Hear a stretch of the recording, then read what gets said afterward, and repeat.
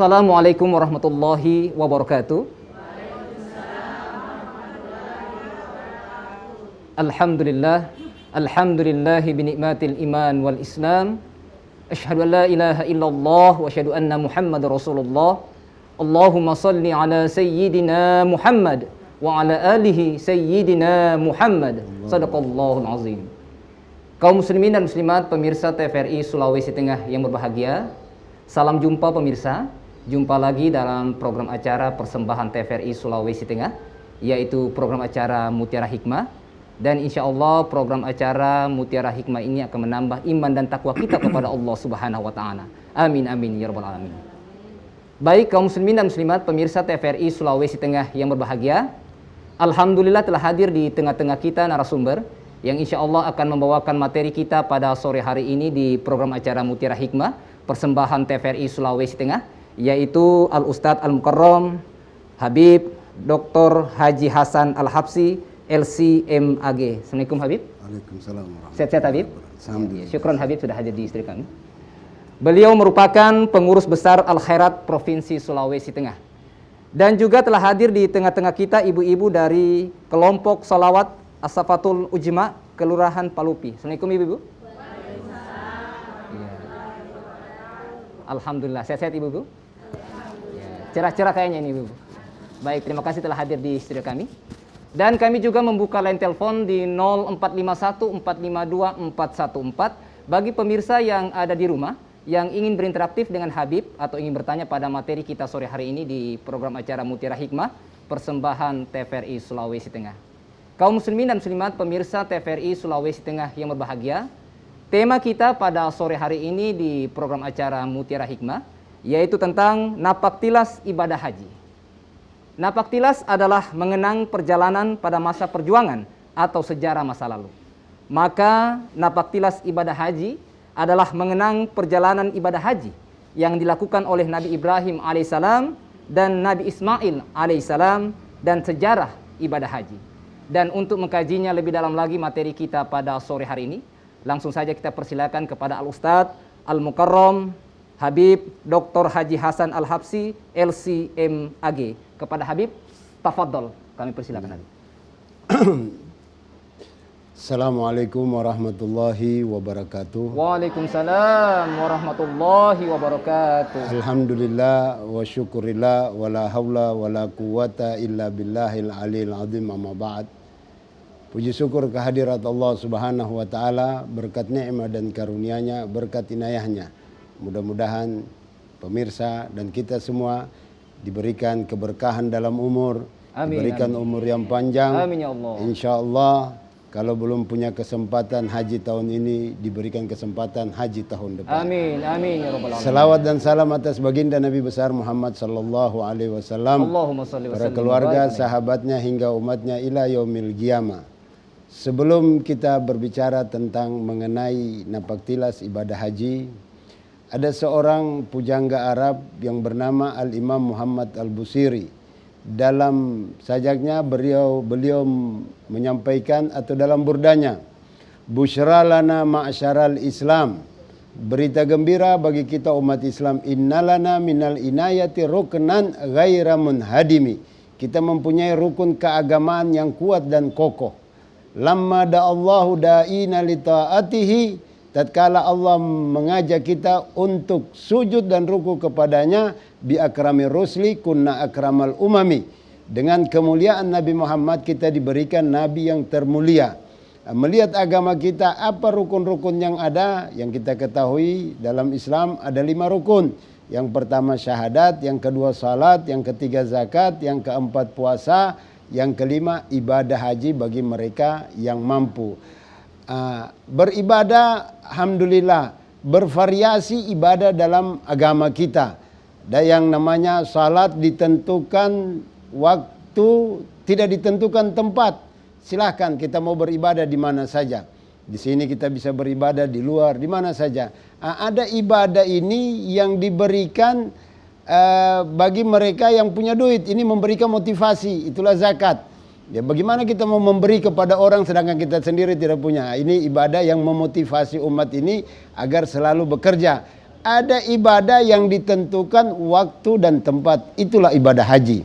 Jadi tidak bisa kita mengatakan bahwa saya ibadah haji di Kementerian Agama karena di sana ada Ka'bah yang dibuat atau di satu tempat, tapi ibadah haji itu dilaksanakan di bulan haji dan tempatnya itu adalah Makkatul Mukarramah. Nah, perbedaan ibadah-ibadah yang ada ini, haji diberikan kewajiban ini sama semuanya. Jadi salat wajib, ibadah haji juga wajib. Zakat wajib, puasa. Jadi kewajiban itu tidak ada yang berbeda. Semuanya wajib. Nah, hanya ada perbedaan antara ibadah yang lain dengan ibadah haji itu sendiri. Dikatakan liman istata'a ilaihi sabila, bagi mereka yang mampu. Mampu di sini dalam 3 kategori. Kalau saya membuat 3 kategori F. Apa itu F? Yang pertama fisik. Jadi kita lihat sekarang bagaimana orang-orang yang mau melaksanakan ibadah haji itu tidak diperbolehkan bagi mereka yang 65 tahun ke atas. Nah, ini tidak boleh lagi. Jadi diberikan kepada ahli warisnya. Nah, memang fisik ini karena ibadah haji ini adalah ibadah fisik. Kita lihat tawaf, sa'i. Jadi bagi mereka yang mampu dalam segi fisik. Yang kedua F juga fulus atau duit ya, bahasa Arab. Jadi kami kategorikan fulus. Ya, bagaimana kita mau berangkat tapi tidak punya duit, tidak punya fulus. Nah, yang ketiga dalam kategori faham. Jadi F juga. Makanya sebelum berangkat diberikan manasik haji bagi mereka yang mau melakukan ibadah haji. Nah, jadi kalau disampaikan bahwa kalau ada di antara kita insya Allah yang berangkat ada manasik, tidak boleh manasik ini ditinggalkan. Ada yang kadang kita tidak punya waktu ikut manasik. Ya, apa yang terjadi begitu tawaf nanti dia tanya, ini apa yang kita kelilingi ini? Ya, pertanyaan akan merepotkan para pembimbing yang ada atau merepotkan dalam ibadah itu sendiri. Kita tidak bisa mengetahui di mana waktu, di mana tempat mikat, kapan kita masuk mikat dan kapan kita memulai tawaf dari mana. Itu diberikan kefahaman, itu yang namanya yang kita kenal dengan manasik haji. Jadi ada 3 F. Haji ini kalau kita melihat kembali ke pembicaraan tadi mengenai napaktilas, kita ketahui bersama bahwa Nabi Ibrahim ini dikala Raja Namrud pada saat itu beliau bermimpi. Dia begitu jadi raja, dia juga mengumandangkan bahwa dirinya adalah Tuhan. Satu ketika dia mimpi bahwa ada seorang pemuda yang akan menghancurkan, atau dia mimpi dalam keadaan bahwa semua kerajaannya itu dalam keadaan terbakar. Dalam mimpinya itu akhirnya dia panggil para penabir mimpi yang ada. Di antara penabir mimpinya ini mengatakan bahwa akan lahir seorang pemuda nantinya yang akan memerangi dirimu. Akhirnya diperintahkan, kalau ada yang melahirkan anak laki-laki harus dibunuh. Subhanallah. Ayahnya yang bernama Azar ini adalah orang yang terdekat dengan Namrud, yang membuat patung-patung Namrud yang ada. Akhirnya begitu instruksi ini dikeluarkan, Azar ini sudah tahu ini akan lahir, sang istri ini akan melahirkan. Akhirnya dia perintahkan istrinya untuk masuk ke dalam hutan untuk melahirkan seorang yang bernama Ibrahim. Jadi dia selamat dari karena setiap anak laki-laki harus dibunuh. Jadi kebiasaan pada saat itu dengan Raja Namrud ini, setiap orang datang dia membuat satu kuil yang dimana di situ dibuat beberapa banyak patung yang ada. Di antara patung-patung itu patungnya juga, dan dia juga sudah mengakui dirinya seorang raja yang ada. Walhasil kalau kita bicara tentang sejarah itu begitu panjang. Setelah Nabi Ibrahim diselamatkan oleh Allah dari apa yang ada, Masya Allah. Ya, karena pada saat itu juga Nabi Ibrahim ini dibakar. Jadi dikumpulkan kayu bakar untuk dibakar oleh si Raja Namrud. Apa yang terjadi dalam Al-Quran kita ketahui bahwa Allah memerintahkan kepada api yang ada, ya nar kuni bardan wasalaman ala Ibrahim. Setelah dia diselamatkan oleh Allah Subhanahu wa taala dan dia mengajak kepada ayahnya untuk menyembah Allah, ayahnya juga yang bernama Azar ini tidak enggan dan tidak mau ikut. Akhirnya dia keluar, pergi jauh. dia meninggalkan keluarga yang ada. Begitu setelah dari situ Nabi Ibrahim ini menikah dengan seorang wanita yang bernama Hajar.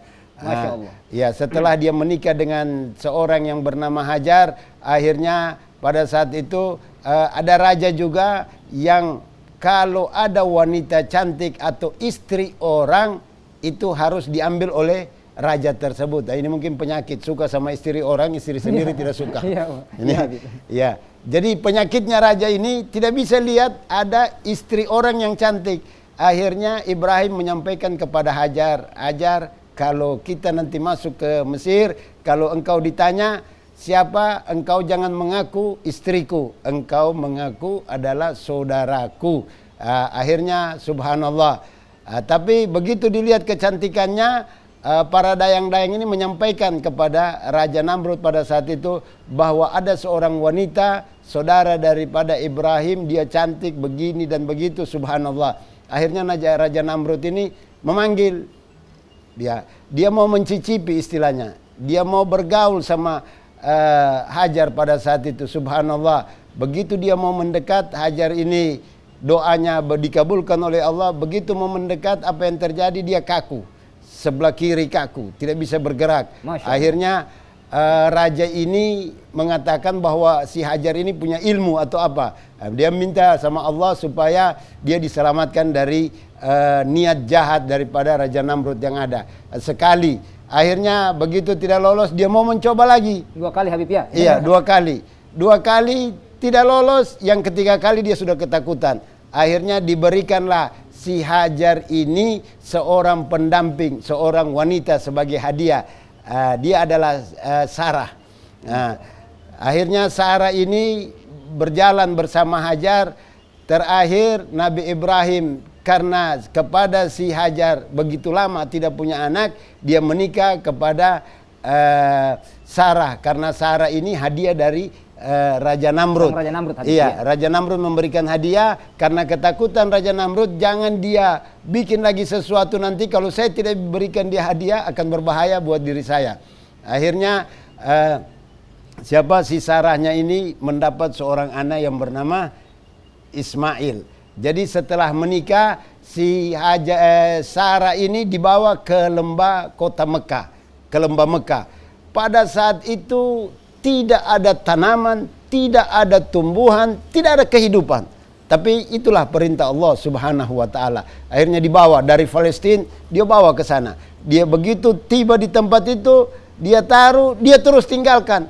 Ini lihat bagaimana, dan lihat bagaimana kesalehan seorang Sarah yang ditinggalkan sang suami di lembah yang tidak ada tumbuhan, tidak ada kehidupan, tidak ada air, dibiarkan begitu saja. Akhirnya waktu Nabi Ibrahim mau meninggalkan, si Sarah bertanya, bagaimana kau tinggalkan saya dengan anak yang masih bayi, yang masih kecil? Tapi Nabi Ibrahim tidak memberi sahutan pada saat itu. Sekali, 2 kali. Akhirnya Sarah ini kemungkinan dia ada bisikan. Dia bertanya, apakah ini perintah Tuhan, perintah Allah? Nabi Ibrahim hanya mengangguk kepalanya pada saat itu. Akhirnya dia tinggal, si Sarah ini tinggal bersama Ismail di lembah kota Mekah yang diceritakan dalam Al-Quran, biwadin ghairi dzi zar'in inda baitikal muharram. Berbicara tentang Ka'bah itu sendiri, bahwa Ka'bah ini yang adalah bangunan yang dibangun dulu pertamanya itu oleh malaikat. Masya Allah. Setelah malaikat dibangun oleh Nabi Adam alaihi salam. Setelah dibangun oleh Nabi Adam alaihissalam itu ada kurang lebih 10 kali rehabilitasi Ka'bah pada saat itu. Terakhir oleh Abdullah bin Zubair. Nah, itu tentang pembangunan Ka'bah. Akhirnya Nabi Ibrahim begitu meninggalkan, Nabi Ibrahim berdoa kepada Allah, biwadin ghairi dzi zar'in inda baitikal muharram. Kelanjutannya ayat tersebut menyatakan, ya Allah datangkan orang-orang untuk menemani. Subhanallah, pada saat itu juga setelah Hajar bersama sang anak kecil ini di saat kehabisan air, ini napaktilas yang terjadi untuk sa'i pada saat itu. Jadi Hajar melihat bahwa di Jabal Safa ada seperti air, tapi itu adalah fata morgana. Kita tahu fata morgana karena panasnya matahari, jadi dia melihat bagaikan ada air. Dia lari ke sana, lari kemari, ke sana kemari kurang lebih 7 kali. Itulah yang diikuti oleh para jemaah tatkala melaksanakan sa'i. Setelah itu apa yang terjadi? Dari sentakan Ismail keluarlah air yang bernama Zam-Zam. Air ini keluar, subhanallah. Begitu keluar, jadi ditampung sama. Coba kita bayangkan kalau seorang ibu dilepas di tengah padang pasir yang tidak ada tumbuhan, tidak ada air, dalam keadaan kesendirian. Jadi dia takut sudah mau dekat malam, dia lari ke sana kemari, akhirnya dalam sentakan kaki tersebut keluar air, Zam-Zam. Zam-Zam itu sendiri dari, kalau tidak salah dia dari bahasa Palestina yang artinya berkumpul. Masya Allah. Jadi dia tampung ini air ini, dia tampung, dia bikin ya istilahnya kayak anak-anak main pasir itu, dia tampung ya supaya ini air tidak meluap. Disebutkan kalau sampai tidak ditampung oleh Hajar pada saat itu akan menjadi lautan. Masya Allah, subhanallah. Ya, keluar dari situ, subhanallah. Pada saat itu juga tatkala Sarah hidup bersama Ismail, ada sebuah kabilah namanya Jurhum. Kabilah ini mereka dulunya tinggal di Yaman. Yaman itu ada bendungan terbesar yang ada di bumi, namanya bendungan Saddul Ma'arib. Saddul Ma'arib ini bendungan, kalau sebelah kanan atau sebelah utara itu tumbuhan, berbagai macam buah-buahan. Sebelah timurnya berbagai macam sayur mayur yang ada. Dan ini kota makmur dulunya. Karena mereka juga bermaksiat kepada Allah, dihancurkan oleh Allah bendungan tersebut. Kabilah Jurhum ini tatkala mereka mau pindah dari kota Yaman menuju Syam. Syam itu sekarang adalah sebuah negara bernama Suriah. Menuju ke sana untuk mencari kehidupan baru. Jadi kabilah Jurhum ini mereka jumlahnya banyak. Akhirnya waktu mereka lewat di lembah Bakka atau di lembah Mekah ini, mereka lihat ada kumpulan burung. Mereka tahu bahwa tempat ini tidak ada air, tapi mereka lihat dari atas, dari kejauhan ada burung, kelompok burung yang ada berkeliling di satu tempat. Ini juga mungkin tanda adanya air. Jadi kalau umpamanya kita jalan di tengah padang pasir untuk mencari air, tidak ada, lihat aja kalau ada burung yang keliling di atas, berarti ada kehidupan, ada air di situ. Ada tanda-tanda kehidupan halitia. Ada tanda-tanda kehidupan. Akhirnya mereka coba mendekati. Mereka diutus 2 orang untuk melihat apakah ada air. Begitu mereka lihat ada, dan di sana ada Sarah bersama seorang anak. Mereka ini datang permisi, menyampaikan bahwa kami ini adalah kelompok atau kabilah besar yang kami mau cari kehidupan di negeri Syam, tapi kami lihat ada air.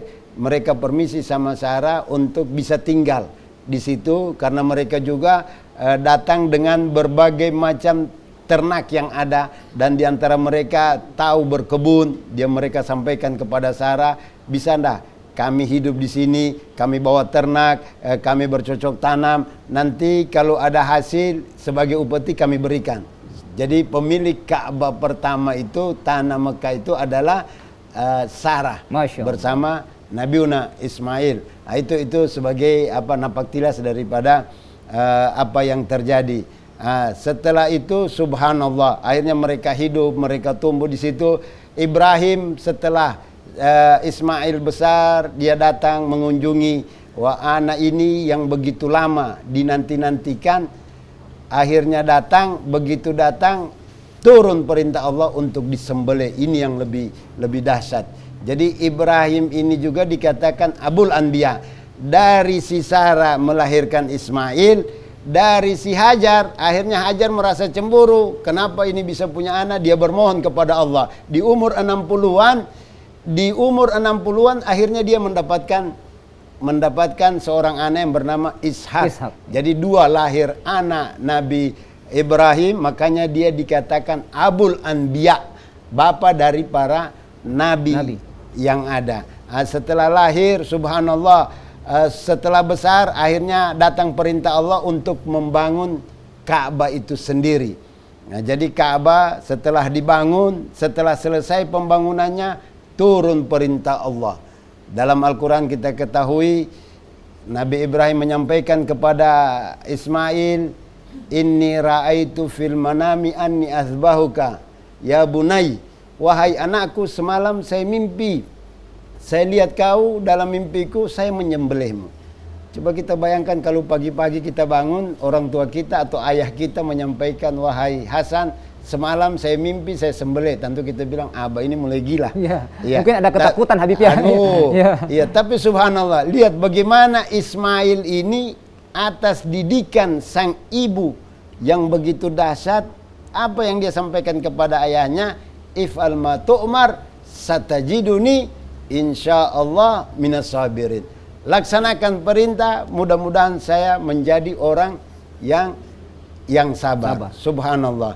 Nah, dari situ begitu Ismail sudah siap untuk disembelih, dibawa ke satu tempat, digoda oleh setan bahwa mimpi itu adalah mimpi buruk, bahwa tidak betul wahai Ismail, kau itu masa seorang anak yang baik untuk disembelih. Akhirnya hal ini itu yang dilakukan adalah dilempar oleh Nabi Ibrahim. Nah, itulah terjadi pelontaran di Al-Aqabah, Al-Usta, Al-Ula. Nah, itu yang jadi napak tilas dari situ, makanya syariat ini dilaksanakan dalam pelaksanaan ibadah haji yang ada.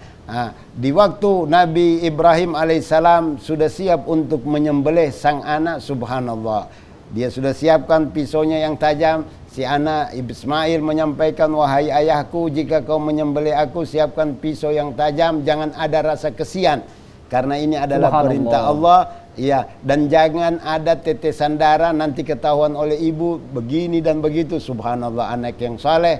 Akhirnya begitu dia mau menyembelih leher Nabi Ismail, apa yang terjadi? Jibril sudah teriak dengan Allahu Akbar, karena perintah untuk pisau itu tidak bergerak datang dari Allah. Jadi bukan mimpi atau ini kejadian nyata yang sudah siap untuk disembelih. Jadi perintah Allah, pisau tersebut tidak bisa bergerak sama sekali. Allah, subhanallah. Iya. Jadi takbir pertama datang dari Jibril alaihissalam. Setelah itu Nabi Ibrahim takbir, Allahu Akbar, Allahu Akbar. Ismail juga bertakbir, Allahu Akbar walillahil hamd. Jadi napak tilas dari kejadian Ismail dan Ibrahim ini, itulah yang kita laksanakan dengan namanya ibadah haji. Subhanallah, di zaman Rasulullah sallallahu alaihi wasallam tatkala pertama untuk melaksanakan umrah, Nabi sudah berada di Madinah, para sahabat berjalan bersama Nabi kurang lebih 1.400. Mereka sudah masuk ke Madinah, sudah mengambil ihram untuk melaksanakan umrah dari Dzul Khalifah. Begitu masuk kota Mekah, 1.400 terjadi negosiasi besar-besaran. Negosiasi, akhirnya orang-orang kafir Quraisy melarang Nabi untuk masuk. Subhanallah, Nabi pun mengalah. Akhirnya para sahabat mereka itu kayak kaget. Kenapa diterima ini negosiasi? Istilahnya seperti itu. Mereka sudah siap dengan pakaian ihram, mereka sudah rindu dengan kota Mekah untuk datang melaksanakan ibadah umrah. Iya, tiba-tiba dilarang dengan 1.400 orang. Akhirnya setelah itu Nabi keluar Nabi sampaikan kepada para sahabat yang ada, wahai para sahabatku, tahun ini kita tidak melaksanakan cukur rambut kalian, sembelihan kalian. Para sahabat tidak ada yang mau lakukan, karena mereka istilahnya kayak trauma. Kenapa ini? Kita ini sudah datang dari kota Madinah, sedangkan jarak Madinah dengan Mekah pada saat itu atau sampai sekarang itu hampir 500 kilo. Subhanallah. Iya. Mereka bukan naik bis atau naik pesawat. Mereka dengan onta perjalanan 1 minggu, kok tiba-tiba dilarang. Begitu Nabi perintahkan, tidak ada satu sahabat pun yang bergerak, yang berdiri untuk cukur rambut dan menyembelih. Mereka lagi dengan emosinya. Akhirnya Nabi masuk ke dalam kamar, menemui istrinya. Sang istri menyampaikan dia agak ada keluh kesah bersama istri. Nabi menyampaikan kepada Ummu Salamah, kalau tidak salah, "Madzabika ya Rasul, ada apa dengan engkau?" Kata Nabi, "Saya perintahkan mereka untuk cukur dan menyembelih, tidak ada satupun yang melaksanakan. Saya takut akan turun azab kepada mereka." Subhanallah. Kata Ummu Salamah, "Ya Rasul, maukah engkau mereka lakukan semua apa yang kau perintahkan? Kau keluar dan kau panggil tukang cukurmu, cukur rambutmu, dan sembelih-sembelihanmu, pasti mereka akan ikut semuanya." Subhanallah. Nabi keluar, tidak ada satupun Nabi ajak bicara. Nabi cukur rambutnya, ambil sembelihannya, Nabi sembelih. Akhirnya semua, begitu Nabi sudah melaksanakan, semua sahabat mengikuti Rasulullah SAW. Jadi itu juga kalau kita mendengar kadang banyak keluh kesah dari jemaah kita yang tahun ini mungkin tidak sempat melaksanakan ibadah haji. Habib, karena kota kita dibatasi, yang tadinya 220.000 menjadi 110.000, hanya 50%-nya. Apalagi yang umur 65 itu lagi tidak boleh berangkat. Hal ini terjadi kepada Nabi dengan para sahabatnya. Bagaimana sabarnya mereka, sudah pergi, sudah ihram, sudah rindu dengan kita tidak ada apa-apanya dengan kesabaran mereka yang begitu dahsyat. Kita doakan mudah-mudahan tahun depan kota kita bertambah, yang belum berangkat, dan kita semua insya Allah diberangkatkan oleh Allah Subhanahu wa Ta'ala. Baik, terima kasih Habib atas penjelasannya. Baik kaum muslimin dan muslimat pemirsa TVRI Sulawesi Tengah yang berbahagia, tentunya Habib tadi sudah menjelaskan bahwa ada 3 kategori tentunya untuk menunaikan ibadah haji. Yang pertama fisik yang disampaikan oleh Habib tadi, tentunya perlu ada tenaga dan kesehatan. Yang kedua Habib fulus ya, keuangan yang tentunya ini diperlukan untuk menunjang ibadah haji. Dan yang ketiga adalah tentunya faham, yang tentunya perlu ada manasik haji. Baik, saya persilakan kepada ibu-ibu dari kelompok Sholawat As-Safatul Ujma Kelurahan Palupi untuk bertanya kepada Habib. Saya persilakan 2 orang, tafadhol. Silakan sebutkan nama dan majlis. Assalamualaikum warahmatullahi wabarakatuh. Waalaikumsalam warahmatullahi wabarakatuh. Saya Ahyana Husin dari kelompok Majelis Taklim Asy-Syafaatul Uzma. Ada yang saya mau tanyakan Habib, tadi yang dikatakan tentang F3, yaitu bagaimana fisik, ini tentang fisik. Di antaranya tadi kita dengarkan tadi bersama asbab tentang Zam-Zam, yaitu sejarahnya dari Siti Hajar dan Nabi Ismail. Yang saya akan tanyakan ini Habib, kan itu dari Safa dan Marwah. Jika ini jamaah melewati Safa kemudian Marwah, kemudian di antara jedah itu batal, jadi apa melanjutkan atau mengulang lagi? Terima kasih. Assalamualaikum warahmatullahi wabarakatuh. Waalaikumsalam warahmatullahi wabarakatuh. Baik, terima kasih Ibu Ahyana ya. Saya silakan lagi dari kelompok Sholawat As-Safatul Ujma Kelurahan Palupi. Silakan. 1 orang lagi. Ya, silakan. Assalamualaikum warahmatullahi wabarakatuh. Waalaikumsalam warahmatullahi wabarakatuh. Saya Haji Fahriani dari kelompok Sholawat As-Safatul Ujma Kelurahan Palupi. Tadi dikatakan Habib yang naik haji, rukun Islam yang kelima itu, yang mampu saja. Kewajiban haji itu bagi yang mampu. Tapi ada orang yang ingin sekali naik haji, tapi tidak ada kemampuan ekonomi. Jadi dia rela mengadakan perjalanan dengan naik sepeda, meskipun dia jalani berbulan-bulan. Bagaimana hukumnya itu? Dan kedua, bagaimana kalau itu rukun-rukun haji dilaksanakan tidak berurutan? Misalnya sa'i dulu baru tawaf.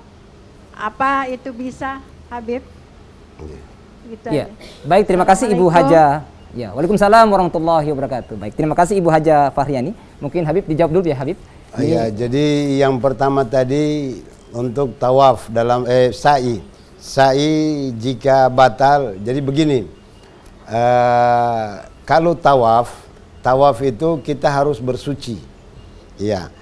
Kita tawaf 1 putaran, 2 putaran, tiba-tiba kita keluar angin atau batal. Nah, tidak dimulai dari awal. Jadi sisanya itu yang kita selesaikan. Ya. Kalau sa'i ini biar kita tidak ada wudu. Ya, jangan tidak ada wudu. Orang wanita dalam keadaan haid bisa. Ya, jadi karena dia tidak masuk dalam kategori Masjidil Haram, dia di luar daripada Masjidil Haram. Jadi sa'i tidak harus kita ada wudu. Walaupun kita lagi sa'i, kita ada wudu, kita lagi sa'i tiba-tiba kentut atau apa, itu tidak apa-apa, tidak membatalkan sa'i. Dan bedanya tawaf dengan sa'i, kalau tawaf itu 1 putaran, kalau sa'i tidak, Safa Marwah 1. Iya, Marwah Safa 2. Ya, jadi saya ke sana kemari. Ya, bolak-balik Habib itu sudah terhitung ya. Iya, terhitung. Jadi bukan dia Safa ke Safa jadi 1, tidak, itu.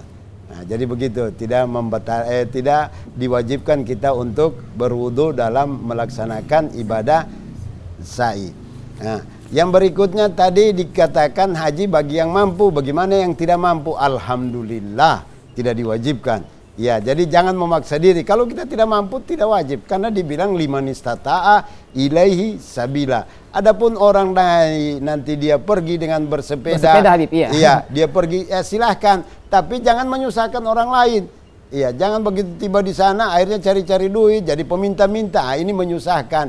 Kita tidak boleh memaksakan diri yang sesuatu tidak dibebankan kepada kita. Ya, itu kita syukuri, alhamdulillah. Nah, tapi ada cara lain untuk supaya kita berhaji. Kita salat apa? Salat duha. Iya.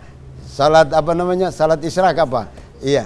Salatul isyraq. Barang siapa salat 2 rakaat isyraq, pahalanya sama seperti haji taman-taman. Ya, subhanallah. Itu, subhanallah. Ya, jadi ada jalan keluar. Nah, dalam ibadah haji ini kita kan diberikan periode yang begitu, istilahnya kalau kita mendaftar sekarang bisa sampai 20 tahun atau 30 tahun. Apa anunya? Kita boleh mendaftar sekarang karena kita sudah niat. Begitu sudah niat dalam perjalanan tiba-tiba kita mati, niat kita sudah diterima oleh Allah. Masya Allah, subhanallah. Ya. Jadi mendaftar saja, entah 20 tahun, 30 tahun dalam perjalanan. Oh, berarti kita ini betul-betul ada niat betul ini. Karena ada hadis mengatakan niatul mu'min khairun min amalih. Niatnya seseorang mukmin itu lebih baik dari amal perbuatannya. Kita sudah betul-betul sudah mendaftar, sudah ini berarti kita dicatat sudah melaksanakan ibadah haji walaupun belum tiba. Dan ibadah haji juga, ini tambahan, ibadah haji juga bisa diwakilkan. Oh, dulu saya punya abah atau saya punya umi, saya punya ibu belum haji. Dulu saya miskin, sekarang alhamdulillah berlimpah harta yang saya dapatkan. Ada namanya badal haji. Iya, kita mau berangkat, cari orang, oh, tolong badalkan, tolong laksanakan, ini niat buat saya punya bapak. Tapi badal haji ini dengan syarat, orang yang melaksanakan badal haji sudah pernah haji. Tidak bisa kita belum pernah haji terus terima badal. Nah, itu tidak dibolehkan. Jadi syaratnya harus sudah pernah haji. Nah, itu. Iya, baik Habib. Kemudian ada rukun-rukun yang tidak berurutan ini Habib. Seperti apa Habib? Oh, rukun-rukun tidak berurutan tidak boleh. Kita sa'i dulu baru tawaf. Iya, lompat-lompat Habib. Oh, tidak boleh. Itu makanya ada tertib. Dalam setiap ibadah itu tertibnya itu harus diikuti. Itu akan mencederai ibadah itu sendiri. Iya, baik, terima kasih Habib atas penjelasannya. Baik kaum muslimin dan muslimat pemirsa TVRI Sulawesi Tengah yang berbahagia, kembali kami membuka line telepon di 0451 452 414 bagi pemirsa yang ada di rumah yang ingin berinteraktif dengan Habib atau ingin bertanya pada materi kita sore hari ini dengan tema Napaktilas Ibadah Haji bersama narasumber Al-Ustadz Al-Mukarram Habib Dr. Haji Hasan Al-Habsyi LCMAG. Ya, halo, Assalamualaikum. Ya, halo, Assalamualaikum. Baik, kembali kami membuka line telepon di 0451 452 414 bagi pemirsa yang ada di rumah yang ingin berinteraktif. Ya, halo, Assalamualaikum. Assalamualaikum Assalamualaikum. Waalaikumsalam warahmatullahi wabarakatuh. Baik, dengan Ibu siapa di mana, Bu? Dengan Ibu Siti Nurfani dari Kelungin Baharua, Pak. Ya, silakan Ibu. Saya mau bertanya dengan Pak Ustadz, Pak Habib.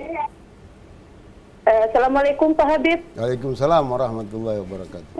Ini berkaitan dengan Alhamdulillah, minta maaf sebelumnya Pak Haji, Pak Habib. Kebetulan ini ada napak tilas tentang ibadah haji. Ini tentang masalah yang ibu saya hadapi, mama saya hadapi. Jadi sebenarnya mama saya itu berangkat hajinya itu di tahun 2020, Pak Habib.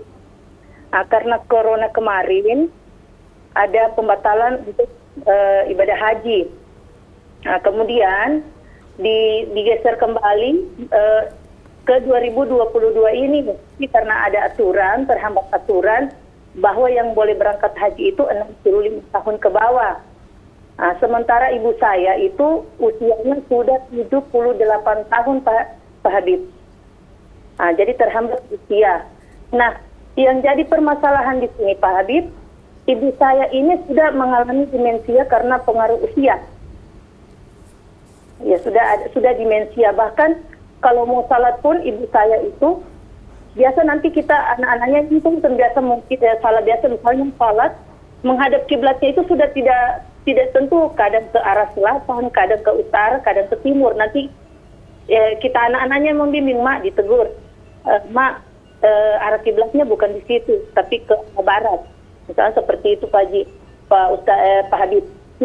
Nah, yang jadi pertanyaannya saya di sini Pak Habib, karena sebagian keluarga saya menyarankan agar dana hajinya yang kemarin itu ditarik saja dan digantikan oleh salah satu anaknya.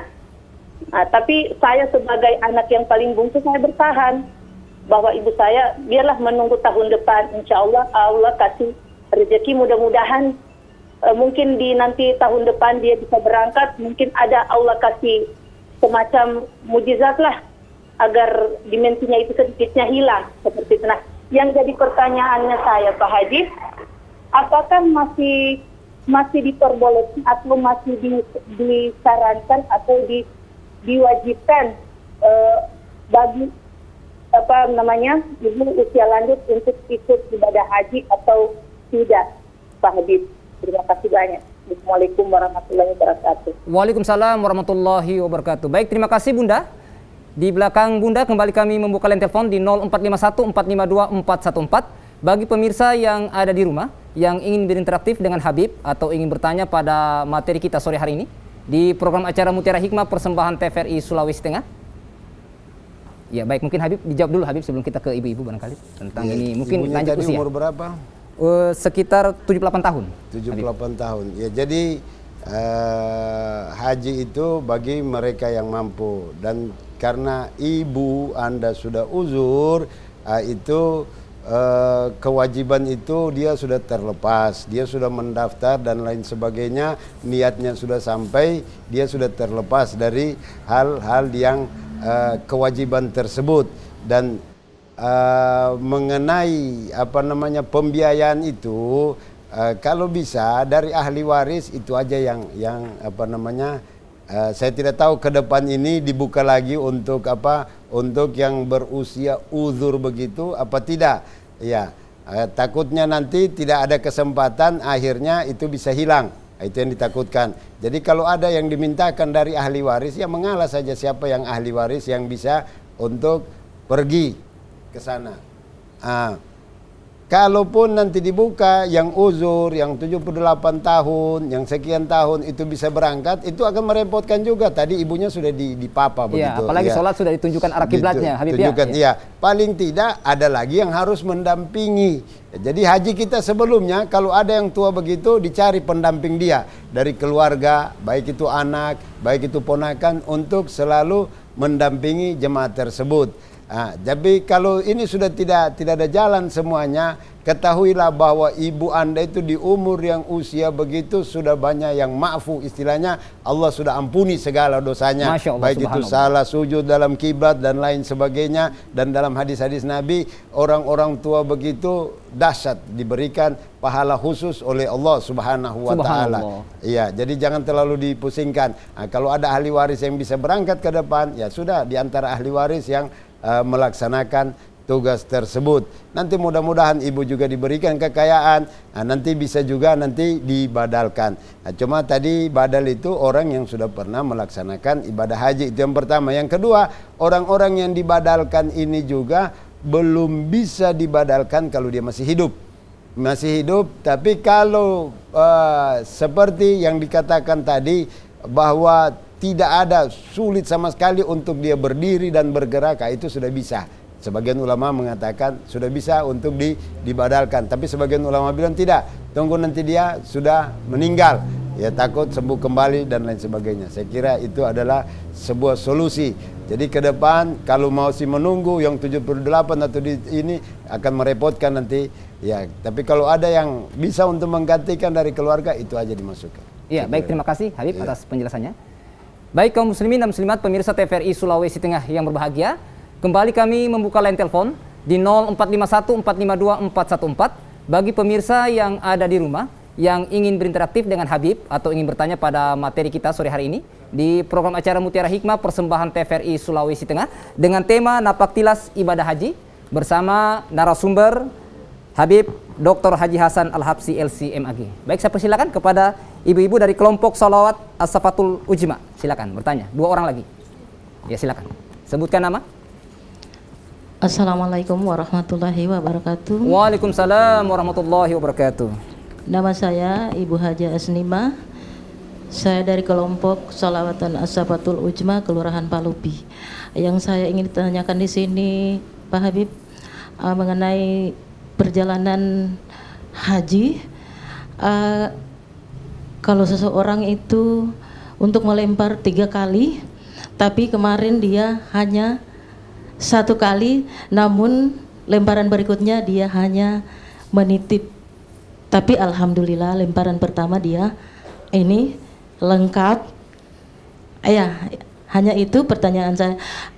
Apakah bagaimanakah hukumnya karena 2 hari dia hanya titip batu saja, Ustadz? Ya. Terima kasih. Assalamualaikum warahmatullahi wabarakatuh. Waalaikumsalam warahmatullahi wabarakatuh. Baik, mungkin dijawab Habib dulu ya. Ya, jadi dalam haji itu ada ada syarat. Ya, jadi ada rukun haji, ada wajibul haji. Ya, kalau rukun haji itu tidak bisa ditinggalkan. Ya, tapi kalau syarat-syarat lainnya lontaran itu bisa diwakilkan. Jadi tetap melontar, hanya kita mewakilkan kepada orang. Ya, jadi yang pentingnya itu di Al-Aqabah, lontaran pertama. Kalau itu yang dilaksanakan, itu alhamdulillah. Kalau tidak dilaksanakan, itu kena kita namanya bayar dam. Ya, jadi ibadah haji ini banyak denda-denda yang kita, ya makanya dibilang bagi yang mampu. Nah, kalau banyak duit tidak apa-apa. Nah itu. Nah, kalau tidak ada duit itu yang repot. Nah, jadi karena dia tidak melaksanakan lontaran berikutnya, diwakilkan itu boleh. Nah, saya kira demikian. Iya, baik, terima kasih Habib. Baik, kembali kami membuka line telepon di 0451 452 414. Ya baik Habib, karena mengingat durasi waktu ini Habib, ya perbincangan kita cukup menarik, mungkin Habib bisa memberikan closing statement atau kesimpulan dari materi-materi yang sudah Habib sampaikan. Tafadhol Habib. Ya, jadi sekali lagi alhamdulillah, yang pertama bahwa ibadah dalam Islam ini bervariasi. Ya, kita dituntut yang terakhir itu adalah rukun Islam yang kelima.